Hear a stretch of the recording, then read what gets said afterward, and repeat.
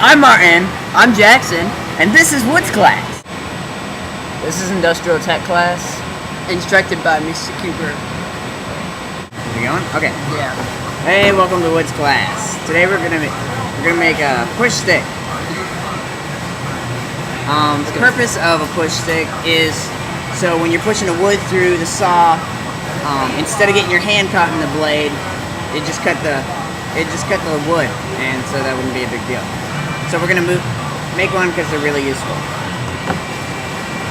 Some materials that you're gonna need are wood and a pencil to draw out the outline of your.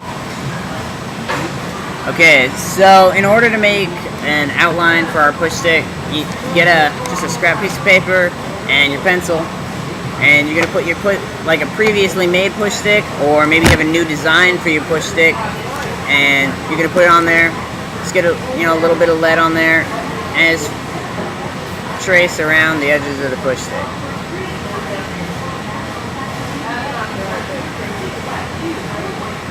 Okay, so there's your outline. Your outline's going to be a little bit bigger than your actual push stick, but that's alright. But it's just on paper, so you can look at it and make sure that that's the size that you want it. Hi. Alright, when you get your outline done, get a small piece of wood, good size, and this is good size, and put your outline there. Trace it out.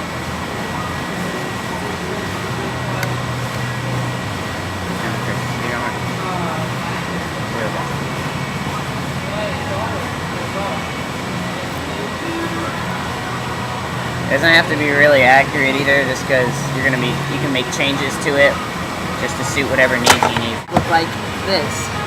Make sure it's really dark so you can see it as you're trying to cut it out. Okay, so before we can get to cutting our outline, and every time you work with wood, you need to worry about safety, because no one wants to be working on a wood project and then get hurt. Yeah, exactly. No injuries. So first thing, glasses, because when you're cutting things, wood chips will fly up and they'll get in your face. I know they do all the time. Sawdust, and you don't want to get that in your eyes, because then you're not going to be able to see what you're doing, and you're not even going to be able to turn off the machine. You'd be more likely to hurt yourself. Second thing, when you're working with... No.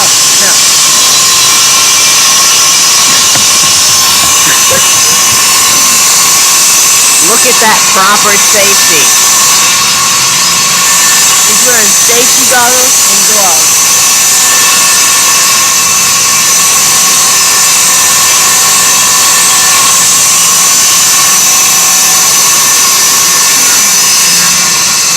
And here comes the push stick.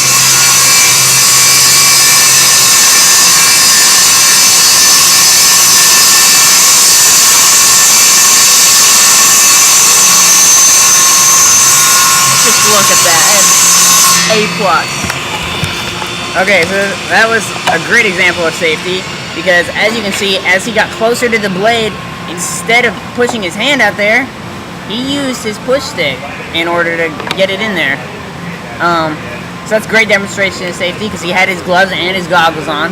The point of the gloves, though, when you're working with wood, is so you don't get splinters in your hands, because those aren't good. It sucks. So now we're ready to start getting to our machines.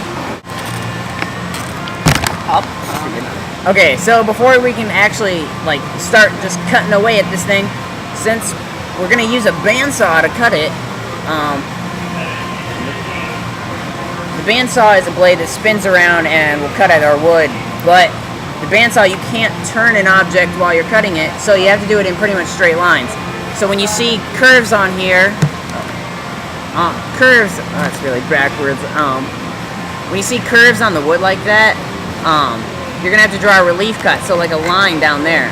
So you're gonna cut up through here and then pull back out, and make sure you pull back in a straight line to get that in there. And then you're gonna cut from a diagonal to go in there, and so that way that piece of wood will fall out, and then you can cut another diagonal from that angle and get that cut out. So we're gonna draw our relief cuts. Yep, I have the existing.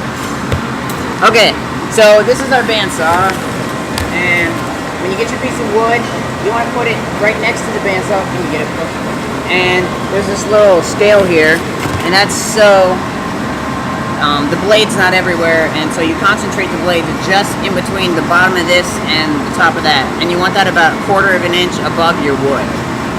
So now that we have all our relief cuts in there, as you can see, we're going to cut out the relief, and you want to make sure you keep your fingers away from the blade at all times, and there's a light up here if it's dark at all, which it shouldn't be, and then you have your button down there to turn it on. Make sure you're wearing your safety goggles and your gloves, and you should be good to go. Remember not to force the wood through the bandsaw. It'll go in smoothly, so it'll be kind of loud. Plant a commentary over it.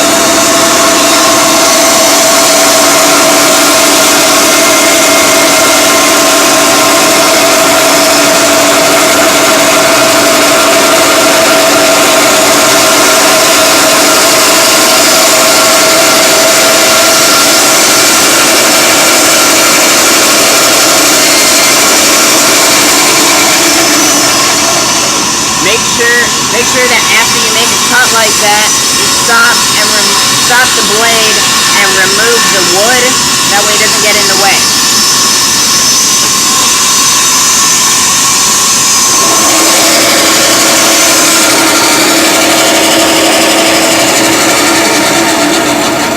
Here I'm going to use my push stick to get this corner edge there because I don't want to put my fingers right up next to it.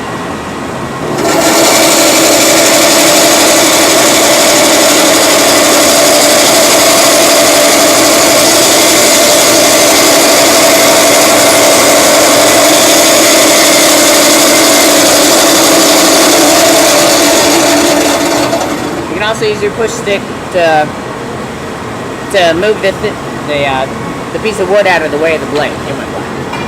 It's alright.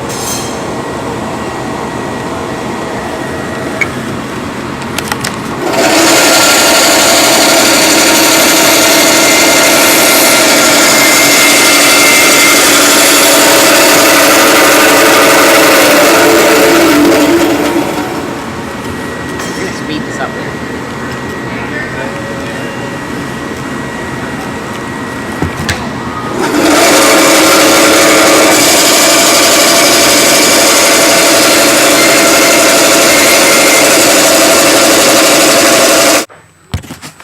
Okay, now that we cut out our push stick, we're gonna, it's still, you know, the edges are sharp and they're jagged and you don't want to get splinters all over your hands even though you have gloves. So we're gonna sand it down a little bit.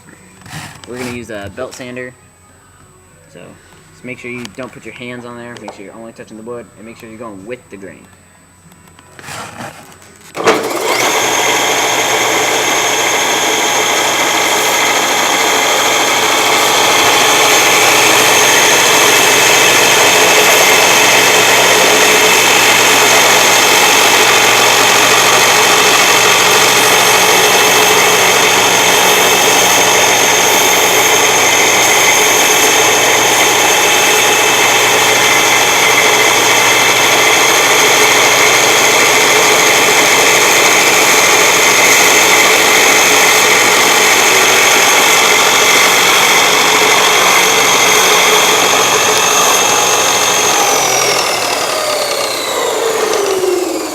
Now that we kind of have like smooth edges there, on the, because you really just need a smooth edge on the handle, but we can't really get this underside because of this part on there. So we're gonna use this this circular saw.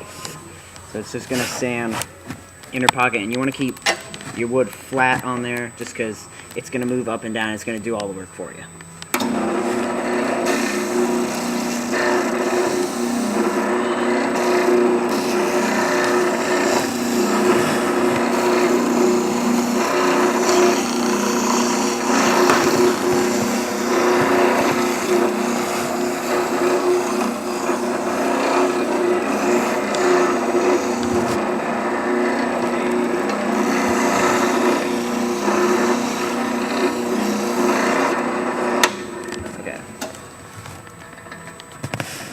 Okay, now that it's sanded, it's pretty good. You can kind of customize it if you want to, like, route out little finger holes. Kind of like this one that we made. It gives it a good grip in your fingers, and that way you're not, you don't want to struggle to try and hold your post stick while you're trying to hassle with a saw and wood. So, you kind of want it to be comfortable, easy to handle. So, leave it around in the shop. So what we're gonna do is we're gonna use this drill press. Drill press operates by just turning this thing, and it pushes the thing down into the wood, like so. Move that way. Yep. First, when the drill press,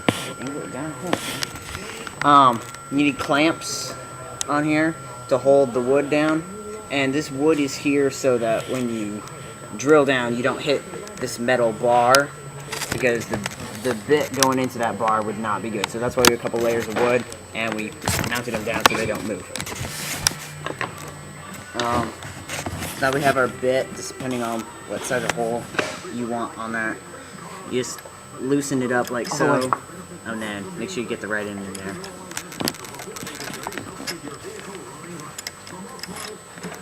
And just lefty loosey, righty tighty is a good thing to memorize. That way you can get it tight. So make sure that it's always, turn your light on so you can see, and make sure that you do a dry run, which is just when the machine's not moving. Just hold it right there. When the machine's not moving, you just take it and move it down, so that way you're making a spot right where you want to put the hole. So I want to put the hole right there, so I did that dry run, and then we can start it up.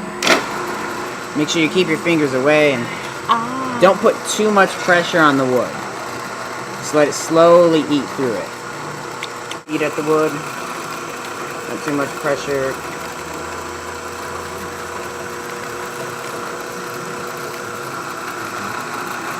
Bring it up, and always turn the machine off. Don't blow the wood because you don't want it to go all over the floor, and just tap it like that. And there's our hole.